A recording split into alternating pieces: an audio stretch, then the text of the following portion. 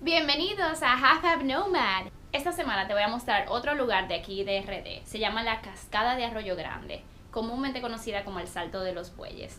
Esta aventura de Aléjate con Ale me acompañaron 33 personas y la pasamos increíblemente bien. Antes de mostrarte el video, quiero que te suscribas aquí, dale ahora.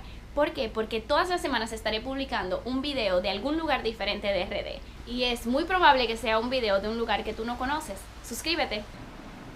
Buen día, son las 5:30 de la mañana y ya nos estamos preparando para irnos para la cascada. Daniel tiene un poco de sueño, pero aquí estamos cambiando.